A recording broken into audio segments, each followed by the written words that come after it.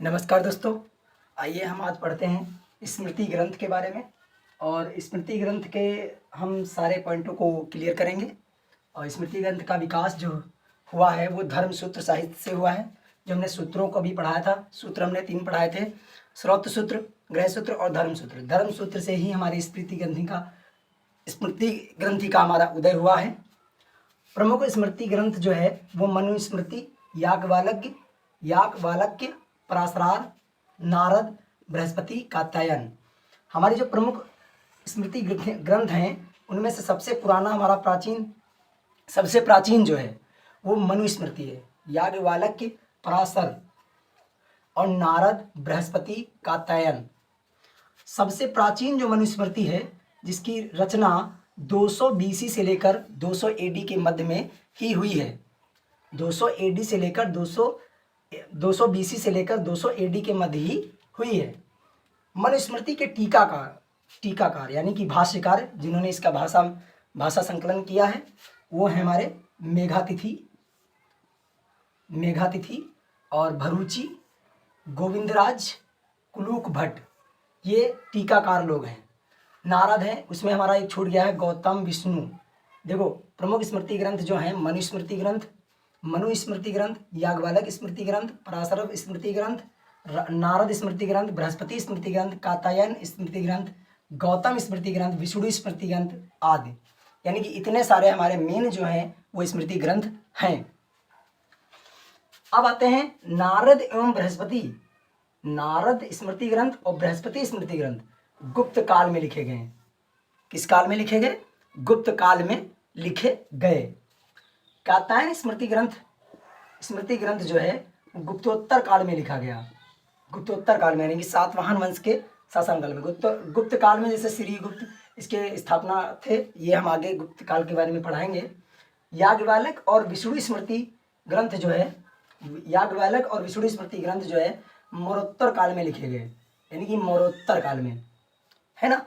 और इसका याज्ञवल्क्य स्मृति ग्रंथ के जो टीकाकार हैं वो विश्वरूप, विघ्नेश्वर, मिताक्षरा एवं अपरार्क हैं। देखो, ये हमारे स्मृति ग्रंथ हो गए। स्मृति ग्रंथ के अलावा आज हम पढ़ेंगे महाकाव्य। पूरी दुनिया में 2 ही सबसे महान जो है महाकाव्य हैं, एक है रामायण और दूसरा है महाभारत।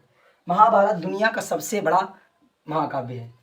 महाभारत जो है दुनिया का सबसे बड़ा महाकाव्य है। इसको हम मिटा देते हैं और हम पढ़ते हैं महाभारत और रामायण के बारे में, महाकाव्यों के बारे में। आइए हेडिंग डाल लेते हैं, महाकाव्य। दुनिया के सबसे बड़े महाकाव्य 2 हैं। एक हमारा है, देखो, भारतीय साहित्य में 2 महाकाव्य हैं। भारतीय साहित्य में अगर हम बात करें, भारतीय साहित्य में 2 महाकाव्य हैं। एक है रामायण, दूसरा है महाभारत। तो 2 हमारे महाभारत एवं रामायण की रचना, यानी कि महाभारत और रामायण का अंतिम रूप जो था वो संकलन यानी कि जिसने संकलन किया था वो 400 ईसा पूर्व के आसपास प्रतीत हुआ था। यानी कि 400 ईसा पूर्व के आसपास, यानी कि महाभारत और रामायण का जो संकलन हुआ, सबसे बाद का जो संकलन हुआ, यानी कि अभी हाल ही का है वो लगभग 400 यानी कि 400 ईस्वी का, ईसा पूर्व नहीं, 400 ईस्वी को ही उसके आसपास प्रतीत हुआ है। रामायण का, यानी कि अब हम रामायण का अध्ययन करेंगे। रामायण के रचयिता महर्षि वाल्मीकि हैं। वाल्मीकि के बचपन का नाम, यानी कि अगर पहले के नाम पूछे तो इनका नाम रत्नाकर था। ये एक डाकू हुआ करते थे। एक ऋषि से प्रभावित होकर ये एक साधु बन जाते हैं बाद में, और इन्होंने रामायण की रचना कर डाली, यानी कि पूरे रामायण को इन्होंने लिखा था।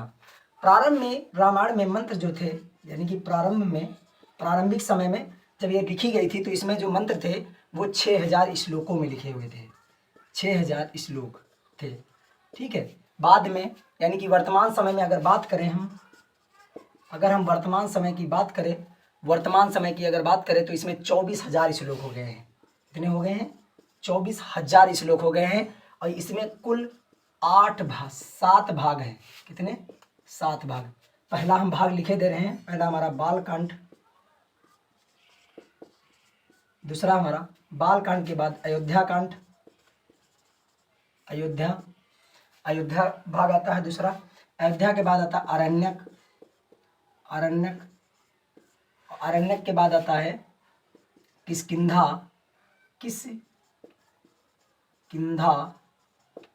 किष्किंधा कांड। किष्किंधा के बाद आता है हमारा किष्किंधा के बाद आता है, देखो अरण्यक के बाद किष्किंधा आता है, किष्किंधा के बाद आता है 1 2 3 4, अयोध्या के बाद अरण्यक, अरण्यक के बाद किष्किंधा, किष्किंधा के बाद 4 हुए। किष्किंधा के बाद हमारा आता है, याद नहीं आ रहा इस टाइम, किष्किंधा के बाद लंका कांड, नहीं सुंदरकांड, सुंदरकांड और लंका कांड और बाद में उत्तरकांड। ये 7 खंड बचे हुए हैं, उत्तरखंड। ठीक है, 7 भागों में बटा हुआ है।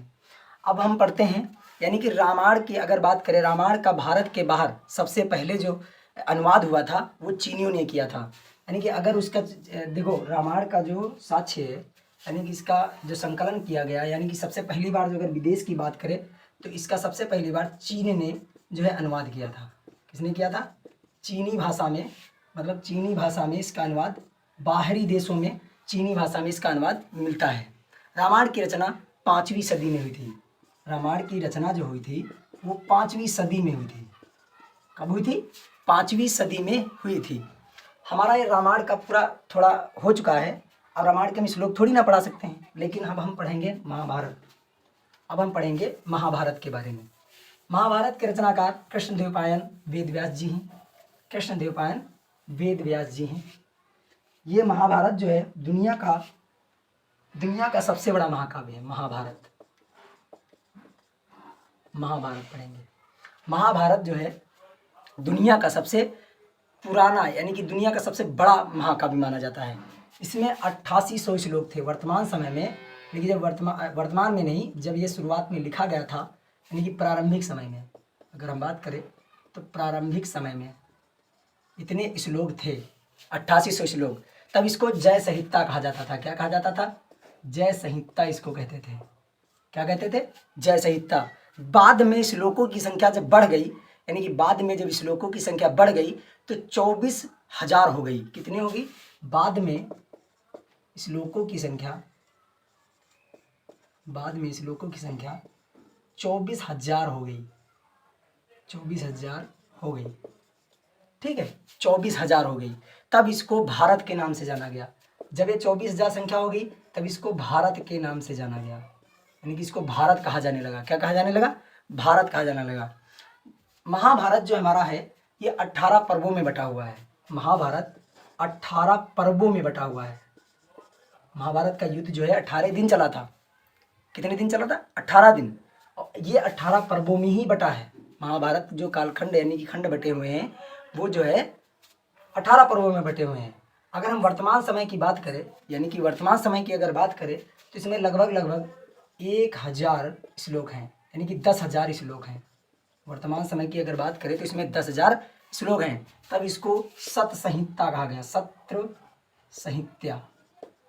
जब इसमें 10,000 श्लोक, 10,000 श्लोक हो, यानी कि 1,00,000 श्लोक हो गए, 1,00,000 सॉरी, यानी कि यहाँ पर गलत बता दिया हमने, 1,00,000 श्लोक हो गए तो इसमें सत्र संहिता इसको कहा गया। क्या कहा गया? सत्र संहिता कहा गया।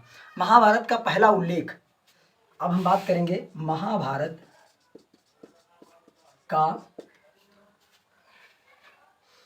पहला उल्लेख। महाभारत का जो पहला उल्लेख हमको मिलता है वो अश्वलायन